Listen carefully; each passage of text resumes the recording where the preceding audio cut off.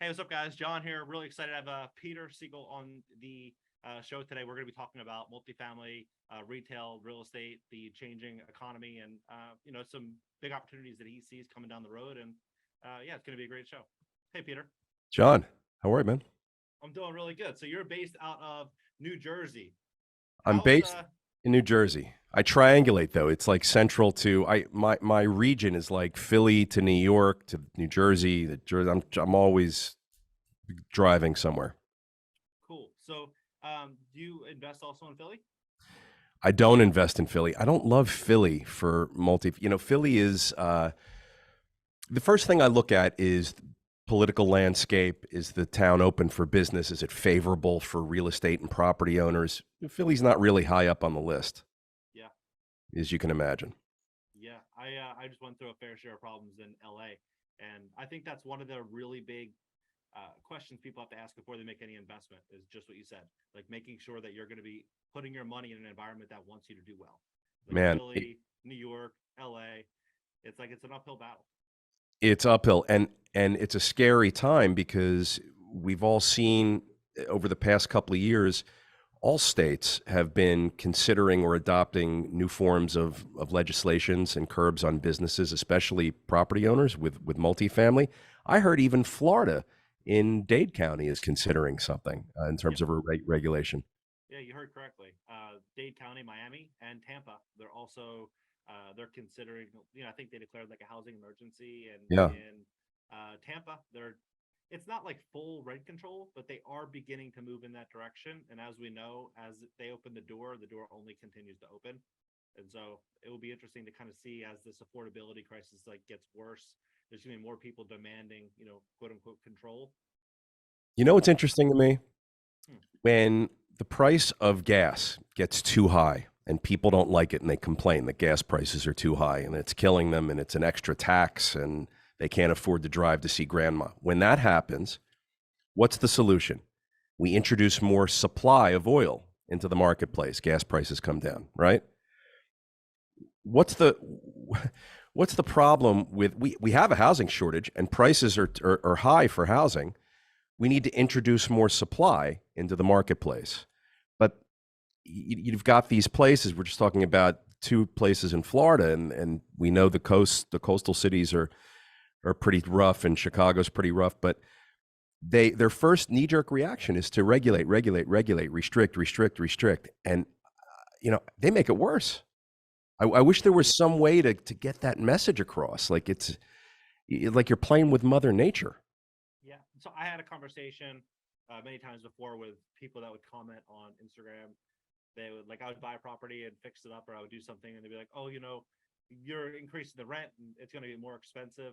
But the reality is that you need more supply, not less of it. If you have rent control in LA and you're essentially telling tenants, "Hey, your rent's only going to go up by 3% or 4% or 5%, but median rent's going up by 10 or 12%," what's going to happen is you're going to have this big gap, this discrepancy over 5 or 8 or 10 years, and these people are not going to ever want to move. And the only available unit will be the brand new construction with all the amenities at $3,500 to $3,800 a month. Right. And then they become the most expensive places. Look at LA and New York; they have the worst rent regulation, but yet they're the most expensive and least affordable. Yep. If New York deregulated all 1 million of its current regulated apartment inventory, rents would plummet. Mm-hmm. Rents would plummet because there would be all this new inventory on the market. It couldn't absorb. The absorption would be a decade, until it stabilized, and rent pressure would go downwards. Oh, definitely. And I had a tenant in LA a little while ago completely destroy a unit, like $40,000 in damage. And I That's called nice. my attorney, like, "Hey, should I pursue it?" And he's like, "You're going to throw good money after bad. Maybe you get a judgment, but you're going to go to court in downtown LA courthouse. Good luck. That's not on your side, you know." And if they don't have the money, the judgment's only as good as your ability to collect on it. And Yeah, so I it's just had to amazing. eat the 40 grand. And it's like, if that were to happen in Florida 2 years ago, the tenant would have been in trouble. Yeah. In So Texas, yeah, they'd be in trouble too. yeah. Well, So a I lot of think these other states are a little bit more fair and balanced. so. What do you see as like now considering that like changing landscape, Peter? What do you think will happen over the next year or two, and where do you see the opportunity? Yeah, more regulations are coming. That's the first thing I see.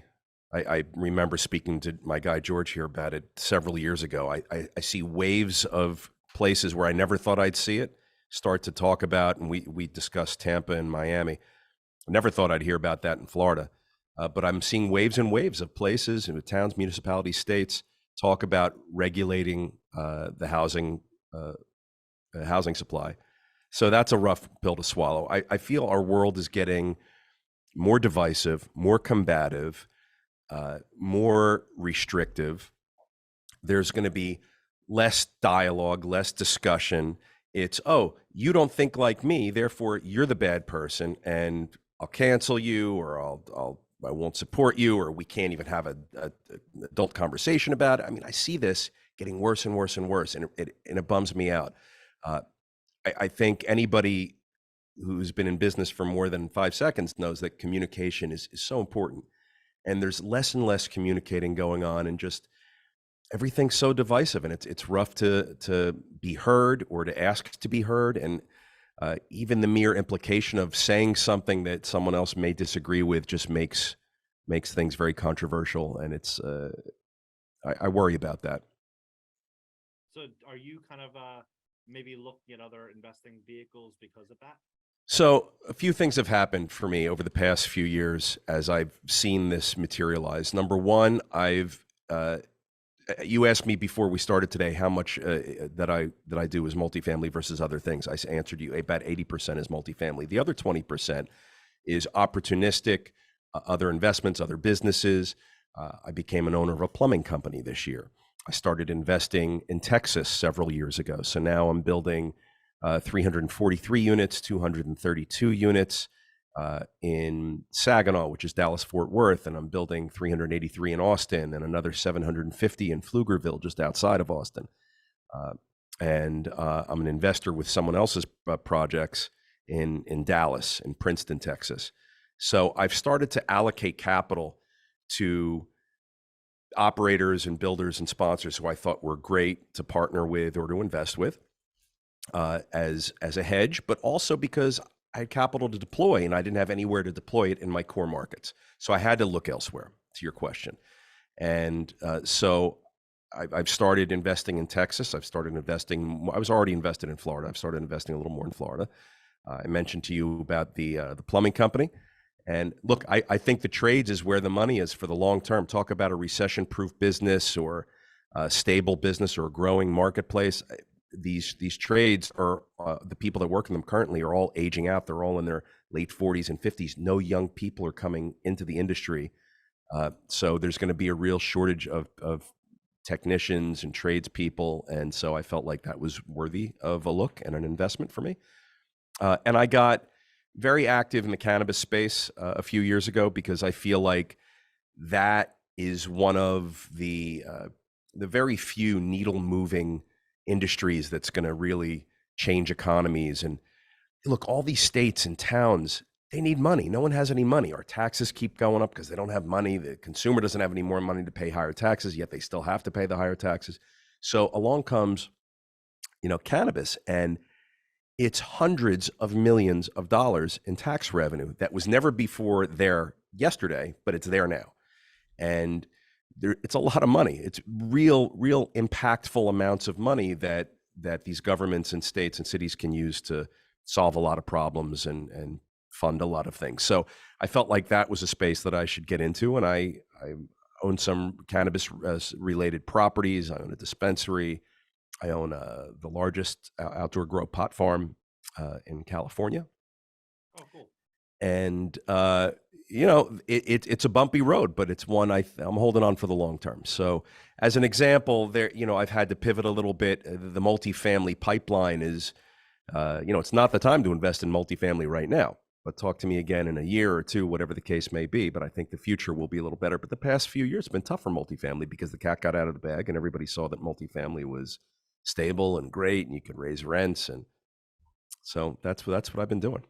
Yeah, the cannabis space is funny because a few years ago, it was kind of like a dirty industry and it became cool and adopted and people are kind of really getting open to it and the potential is there. Like they are getting open to it. It's amazing it took so long, and I'm glad to see them getting open to it.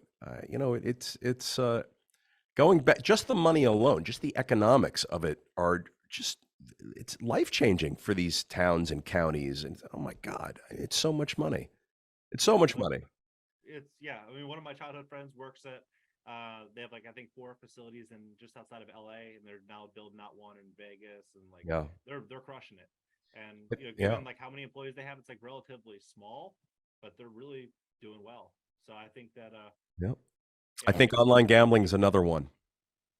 yep, I think that's going to be a lot of money. I think it's going to be heavily taxed. People are going to flock to it. People like to play sports bets and gamble and whatever. But I think it's a big needle mover for our country. And as these states bring it on, it's going to be a lot of money. what do you think about mom and pop hotel conversions? Uh, Mom and pop. So are you referring to the use of the word mom and pop meaning small hotel conversions, or like a 10 or 20 units doors or something like that? More like the 30 to 50 that have been in the family for 30 or 40 years that their income was depressed over the last couple of years, and now obviously rates are going up. It might be a Yeah. little bit more challenging for them to refi. Do you think we're going to see a lot of investors going out there picking up those properties and I think turning that's a them into great. conversions? Yeah, I never once before thought about that until you just mentioned it now. But sure, that's a value add play. That's a classic multifamily, but a hotel, but a value add play. If you're going to buy something that's a legacy asset that's long term owner managed, and they've not really kept up with design and amenities and things like that, it's ripe for someone to come in and give it a makeover, charge more money. Yeah, I I like think that. it's going to be interesting to watch like how retail as a whole will change over the coming 5 years. Like a lot of these strip centers will they'll get converted into whether it be storage units or whatever Oh, they I want to don't do. like the strip center business, John. Yeah, me neither. I don't like it. But like I I, think that people are going to jump in and buy it and be like, you know what, I can turn the asset from producing X to producing Y. The structure's here, we can do it. Like I well, think we're they'll going to get see a lot cheap of that. enough that it'll attract people. But Yeah. if you're going to buy a strip center with the goal of tenanting it with like local businesses or regional businesses, I think that's tough. That's no one has any Like money. so I'm in an office right now, like a block from the beach, and there's maybe 30. It's a small building, maybe 30 doors here. Three, maybe four are rented. Everything is vacant. Yeah. I'm just like, I feel like I have the whole building to myself. Like I Yeah. never ever see anyone. Yeah. When you own a little strip center, your choice of tenant pool is like local businesses and at best regional businesses. You're never going to get a credit rated national tenant. And maybe you have like an anchor, maybe you have like a Dunkin' Donuts or something, and then like 1,000 square foot, 1,000 square foot, 1,000 square, like little spaces chopped up next to the Dunkin' Donuts or something. But other than the Dunkin', you're getting like a shoe repair person, a nail salon, hair salon. For $800 a month, that Yeah, can no, barely they pay. don't have any money. They can't build out a space. They can't give you a real security deposit. They need the money to run their business, understandably. So I don't love strip malls for that reason. Let me ask you this question, Peter. So an area, we talked about Florida, like up and down the coast, people are jumping in, like you mentioned, because rents are going through the roof. Debt was cheap. Everyone wanted to be here. But what do you think that landscape will look like as we kind of step more into like an affordability crisis where rents maybe start to drop? And during that, maybe people leave those A-class apartments and go to like something that they can afford. Vacancies will increase, rents will potentially fall, and then the cost of borrowed debt will likely only continue to rise. Those owners that bought them at like a 3 cap, do you think we're going to start to see a lot of people trading those properties at a very attractive rate in the coming 24 months? I don't know how yes, I don't know how attractive a rate they will trade at, but I think a lot of people are going to lose a lot of money. If you bought Class A new construction product for a 3 and change cap, and a lot of people did, you better be able to hold on. Like you better have a lot of money on the sidelines and partners who don't care that you're carrying the negative cash flow with reserves, because at some point you got to pay the piper. I mean, where do you go with an acquisition that you took on for a 3.5 or a 3.25 cap? You put 2.8, 2.85, 2.95% money on it. Where's your spread?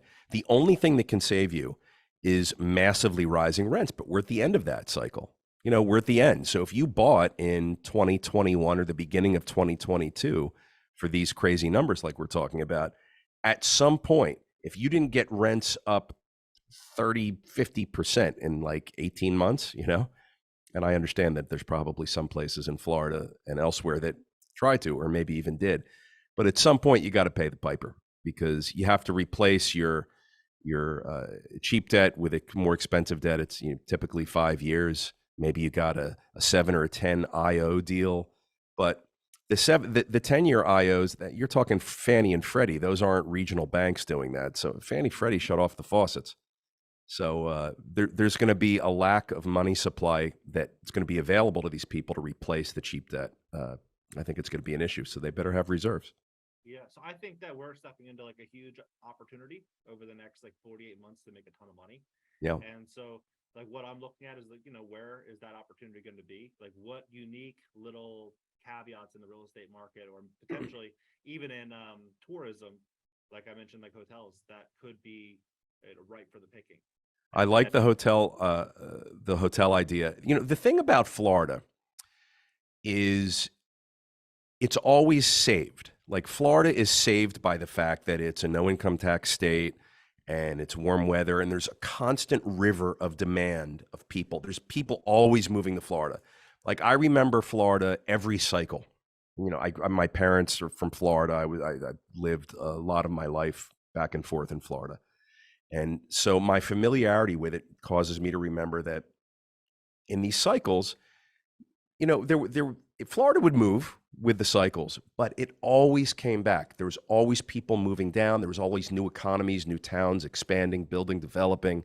Everything was pushing north. I remember when you went.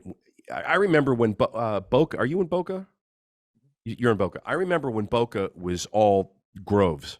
I mean, there was nothing there. And then you got to just north of there, you got to like Lake Worth. Lake Worth was a little seedy. It was like the seedier part. And Lake Worth is even coming up a little bit. Then you get to Palm Beach, and it stopped at Palm Beach. Then it got to Jupiter. It kept pushing north. And Hobe Sound. I remember 20 years ago, Hobe Sound was the new place people were pushing to, north of Jupiter. And it just keeps pushing north. I think Florida has that going for it. Like every year, whatever the number is, tens, hundreds of thousands, whatever of people, new people move to Florida. They just go north. They go north. They can't afford Palm Beach. Can't afford Miami. So regular people, retirees, whatever, they're going north. Yeah. I think Florida is definitely, it's went through a very big change the last couple of years, and the affordability is going to continue to do what you just said. They push everybody north. You're going to start seeing people, there's 1.6 million people, just vacant homes that people have in Florida that I think could potentially trade hands soon, or maybe, just sit vacant still. Like retired. Run that by me again. 1.6 million homes are vacant in Florida. So about 18%. No kidding. About 18% of all home inventory is vacant in Florida. So does that mean they're a second or third home and just no one's there, or like no one's ever been there? Like retirees have like a home. They live in Connecticut. They live in Dallas. Or live somewhere. 1.6 million is a lot. It's a huge number, right? That's a big number. Yeah. So it'll be interesting. Like I do think that we're going to start to see people, like if we step into a recession, those people could, especially if they're a 401k or retirement, maybe went through some changes the last year or two.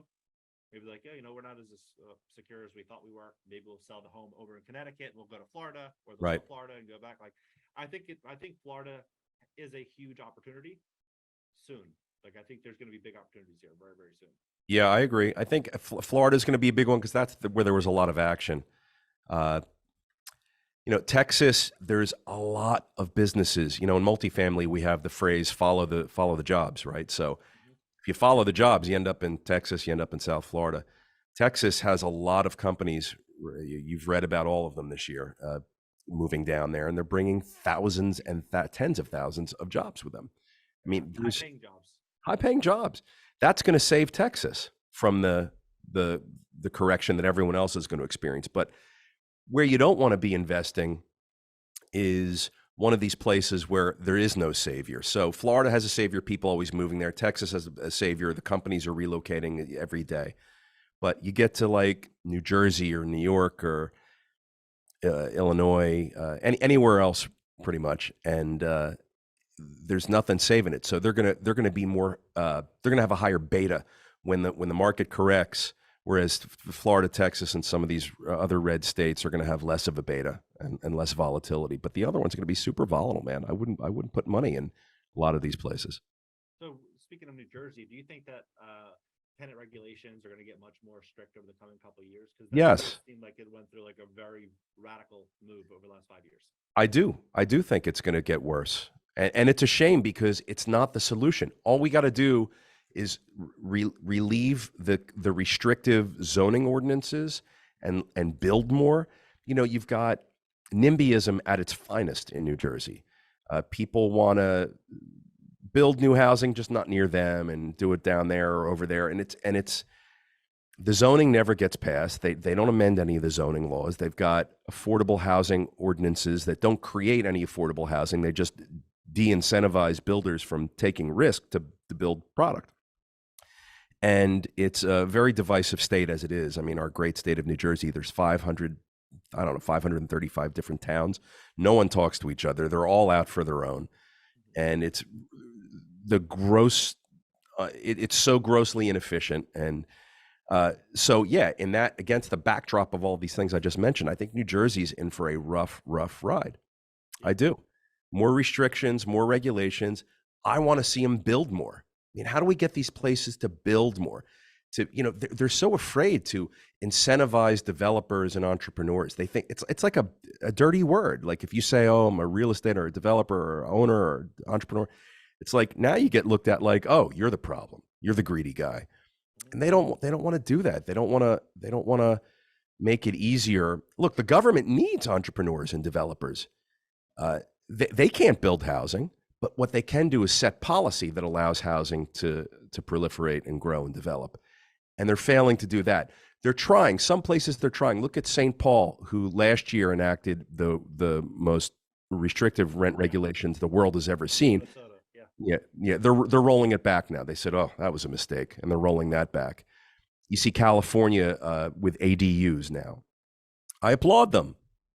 They should have done it 30 years ago, but I applaud them for like trying to make a dent. You've got cities and states now that are buying their own property, like buildings, trying to create some affordable housing. I've seen some examples of that. New York's trying to do that with some long-time vacant buildings, but they're doing it's not going to move the needle. New York's doing it with like a 10-unit building and a 18-unit building. They're not going to create enough affordable housing product to make a difference. We got to build thousands and hundreds of thousands of units in like every state. I don't know what you feel. But I think we are short somewhere between, well, the government will say like 4 or 5 million housing units short in our country. I think it's more like 9 to 12 million short. I don't think it's 4 to 5 million short. I mean, that's a big number right there, but I think it's more like 9 to 12. So it's a lot of stuff we got to build. I think that there's going to be some curveballs thrown at housing that I think a lot of people aren't anticipating. The first is like, if you look at what's going on in Brussels and New York and LA and a lot of cities, is that they're saying, in office buildings, they have a higher vacancy rate. People are working from home. They're now trying to like move into a conversion to turn those into apartments. Yeah. I don't know if that's going to happen like in great scale in a year or two, but maybe in 5 or 10, if it starts to like pick up momentum, I think that could definitely open new inventory. But what people I think don't realize with real estate, they think that it's the developer that makes all the money and it's the investor that makes all the money. The reality is the city and the state, they make all the money. They make all the money. If they buy the building, let's just say, for example, a developer buys a building and they buy a 100-unit building and it's $500 a month, hypothetically, for easy math. And then the developer goes there, fixes up everything, increases the rent to $1,000. The property taxes double on that building. The schools benefit. They're able to hire more teachers. They're hiring more. Textbooks are updated. The streets are safer. Everything is better inside of that community. Sure, rent went up a little bit, but now the community is thriving more and more and more. But the more you build and the more value you can create for your community, I feel like real estate developers and investors are creating more value or as much value as some of the doctors and they are, and taking huge amounts of risk to do it. I mean, they have to sign personally on the dotted line to borrow construction money. I mean, that's a personal guarantee. And not everybody's got the stomach to do that. So that's why I say that the government needs the entrepreneurs and developers to solve a lot of these problems. So they have to start looking at ways to make it easier for the entrepreneurs to come in and take risk and spend money and invest money. Let me ask ask you, Peter, for the new entrepreneurs, the people that, maybe they don't have the experience, they're maybe where you were 20 years ago, 30 years ago. What advice would you give them based on what you know now? Yeah. Develop a great sense of communication skills, be tenacious, be patient. Pick a great sector. For example, you offered up small hotels, boutique mom and pop hotels. I love that idea. Someone's watching this, go out and see if you can scoop up boutique mom and pop hotels, 50, 80 units, whatever the size is that you were inferring, and get to work on it. One at a time, develop your skills, become an expert. You got to be an expert in a lot of different things. Like, you can't just be narrowly focused. I think today you have to be a Swiss Army knife, and don't be afraid to put in the work. John, I see a lot of young people a little work averse, and some aren't, but I see just the way. I don't know how old you are. I'm 54. And I generally feel that young people today are looking for shortcuts or faster ways, and I don't know about shortcuts or faster ways, so maybe I'm the wrong person to ask, but I think you gotta pound away over the long term in a space that you feel great about, that you're developing some real expertise in. And at some point you're going to have your day. What I don't love to see is people picking one thing, they move to another, and then they move to another, and then after 15 years of being out in the workforce, they haven't really accomplished much of anything. Maybe they've got a little bit diverse skill set at that point, but I think you got to pick a lane, become an expert, then get in another lane, become an expert, get in another lane, become an expert. That's how I see it. Yeah, it's interesting you said that. Like, a couple things that you said there. The first is that people are a little bit lazier. Like, I was hiring someone today to onboard, to like go through my emails and like kind of make things a little bit easier for an assistant that I have. And it was a no-show. He texted me like 9 minutes after he was supposed to be there, like, "Oh, I'm sick." Like, That's great. It's interesting because it's more and more of that. But I think what will happen is, as the economy does change, that freedom of being sick is going to go away, and people are going to be more desperate. Unless that that government money turns back on, people might be more desperate and actually start showing up again. But like when you mentioned, getting rich, people want to get rich quick. Get rich quick is like 10 or 15 years, like of like grinding, being around the right people, learning Overnight, 10 or 15 years. Yeah, That was pretty quick. Yeah, it's look, I want young people to find something that they love to do and get really good at and make a lot of money. I want everybody to do that.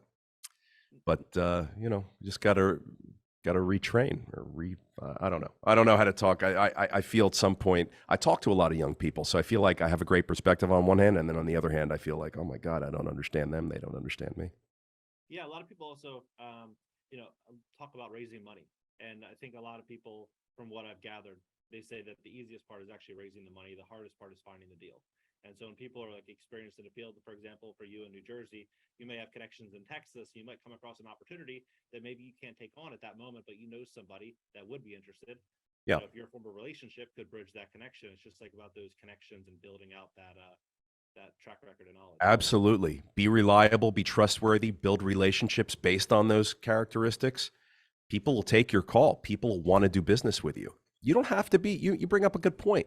You don't have to be the Sam Zell of whatever the deal is. Like, you can participate in a whole host of ways. You can tag along and let someone else take it over. You can sell it. You can raise the capital for it and be the sponsor, the general partner. You can, lots of different ways to piece yourself in. And when you're first starting out, you have to find out what those ways are and get yourself involved. I think the great thing about being in the entrepreneurial space is that you're not limited to how many projects, deals, or opportunities you can be involved in. You can be involved in as many as you can reasonably procure and take on, and that's the exciting part for me. Yeah, it's fascinating the way that the world's changing right now. Like, another thing that's also exciting with like the new entrepreneur that's going through that change, that's doing things the right way and building up the right relationships, is like, if you're in a career right now, like let's say for example you're a roofer, or you mentioned the trades, plumbing, right? Maybe you work for a plumber and you worked for that plumber for 20 years and you learned a lot, or maybe even a year or two, but you learned a lot. And you want to, you have big ambitions, big goals, but you don't know how to achieve them. With YouTube and social media, you literally could just write out a list of like 100 evergreen videos to answer questions for people that have questions around plumbing. Yeah. Post those videos, then have some type of call to action at the end. Start interviewing other people. Like, for example, me and you are talking right now. You're an expert in real estate. So if I were to do that across 100 different people, and you're now building out all these new relationships with all different people across the real estate industry, you start to build authority. And now with social media, like anyone can build authority as long as they have a thirst for knowledge and they're willing to It's amazing. work. And yeah, it's amazing. People ask me all the time, Peter, why are you on social media? Like, what are you doing? You're not selling anything, Peter. You're not like coaching. You're not like, I'm like, I don't really know. I didn't have an answer at first. I said, I want to be relevant. I feel it's important. I feel passionate about the content. I love talking about this stuff. I appreciate this conversation we're having now. Outside of doing this stuff, I don't have a lot of conversations about business and economics and policy, and it's stuff that really gets me going. So I enjoy it, and I've met some people. It's been an interesting ride, but look, there's ways to monetize social media and make money on social media. I just sort of do it because I feel like it's today's business card. I no longer give business cards. I say, hey, nice to meet you. If you want to get to know me, check out my content on TikTok or Instagram, and you'll get a sense for what kind of guy I am. Yep. And that seems to work. And that's enough for me. That's enough. Yeah. No, I fully agree with you. And you jumping in now, it's interesting too, because a lot of people say, you know what, maybe I missed the boat, like 40, 45, maybe I missed it. I don't know anything about TikTok or social media. You spend a couple of days and you start to read through it, you realize like how impactful and powerful it really is and how simple. Like if a 12-year-old kid can do it, everyone can do it. And so it's amazing. well, it's amazing. I get DMs from people, I'm sure you do too, all over the world. They want to ask me or talk about business or real estate, it's amazing. I never knew that all these people were out there. No, do you do when they message you? Is it, hey, I'm trying to buy my first deal, or what type of? Is there like any type of message you get? I get everything, man. I get people pitching me. But then I say your pitch isn't that great, and they say, oh, I'm not trying to pitch you, but they're trying to pitch. I get people saying, hey, I've got an off-market opportunity in Sheboygan, Wisconsin. Do you want to look at it? And I have to say, I'm not investing in Sheboygan. I get a lot of female Asian bots. Notice that. I get people that say, hey, I saw what you put up and I agree or I disagree. I mean, people just want to chime in. It's social. So I'm all for it. I mean, that's why I do it. I want people to no one comments on my stuff. I'm not that interesting. But for the 4 people out there that do engage with me, I appreciate that. I love the comments, and it makes me feel connected. I feel so isolated otherwise. Like I come in, I do my work, go to my buildings, whatever. I meet with my team, and it feels very isolated. But when I engage and connect with the whole world out there, it's really great. Like I feel not so alone. So I appreciate that. It's interesting that you mentioned that as well, because when people have like their day-to-day routine and they go to their office, they see the assistant and a few other people. It's like, hey, how you doing? It's like you ask that question all the time, and it kind of feels like you're just like going through the motions. Yeah. But when you have social media and all these people reaching out to you, it's a new experience every single day. You never know who's going to DM you or what could happen. Like I get DMs all the time of people that I would have never thought DM me or reached out to me, like athletes and people that I'm like, huh. If it wasn't for Instagram or YouTube, they would have never known I even existed. Yeah. Do you monetize your social media at all? I do. Yeah. Great. YouTube, IG. Now I just moved into the credit repair space. So what we're doing now is I believe we're stepping into an affordability crisis over the next year or two. Yeah. People are going to put that inflation and debt on credit cards. People are going to need access to money. And so we built out a credit repair team in Boca, and we're servicing everyone. So we're nice. trying to become the number 1 credit repair company in the country by next year. So we're moving aggressively. So hopefully we can help a lot of people. Look at you. How old are you? 36. Beautiful. Love that. But I'm gonna come to New Jersey for the holidays. Maybe we can meet up. Would love to see you. Would love to meet. It's the beauty of what we were just talking about with social media. One day we can actually shake hands and breathe the same air. So that's great. And, well, you know, look, there's a lot of stuff going on for your viewers, for people who are watching this kind of stuff. The world is changing now in ways that we've never, ever, ever seen before. And if you want to make money and be successful financially, there's so many ways to do it. But a lot of people, money in entrepreneurship isn't for them.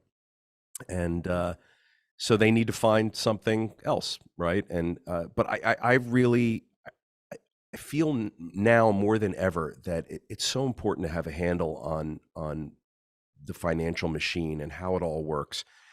John, they don't teach us this stuff in school. They don't teach us this stuff at our jobs. Or, you know, we're taught it's impolite to bring up money with our friends. And so we don't have an outlet to talk about money or finances or business. Like there's very few places to ask questions and to learn. And I think people need to ask a lot of questions, not be afraid to talk about money, and have real intelligent conversations with people more successful than them and say, hey, how did you do it? I'd love to get on a path. And what can you advise me? All the stuff that we're talking about here, there should be some place, and maybe the place is your YouTube channel. It's funny you say that though, because like I even had like friends and family, you know, so like all you care about is money. You're just so money hungry. And I'm like, I don't look at it that way. Like for me, I look at money as like a mechanism of value from one to the other. And if I'm supplying enough value to the other person, they would obviously pay me for that service or product. Yeah. And Well, so if they're being honest. If I'm not supplying value, then what is my purpose of living? The more I'm I sure. can help, the more I'll benefit. Right. And I'm sure you have lovely friends and family, but if we're being honest and if they're being honest, I think that they're equally as concerned about money. The difference is that you take action to achieve a certain result, and perhaps they're in a space or a lane in life or a career where it's not really financially focused, and they feel a little disconnected and lost financially. My friends and family feel that way. I think a lot of my friends and family do. But And to it's me, it really like, especially the last couple of years, kind of like dirtied up the word entrepreneur and business owner, and oh, it's killing people me. think it's actually a bad thing, but I feel It like is. you do the right thing to your family, you do the right thing for Yeah. society by finding a way for you to, you know, be of service. It's become a dirty word. When I was a kid, I remember my college essay to get into colleges. I was writing on applications. They were like, "What do you want to do?" I'm like, "I don't know. I'm going to be an entrepreneur." And I started talking about entrepreneurship. And I was like the only person on the planet. And back when I was a kid, if you wanted to be an entrepreneur, it meant that you were unemployable and unreliable and undesirable. Like no one wanted you, so you had to be on your own. Yeah, like the doctor, lawyer, loser mentality. Doctor, lawyer, loser, right?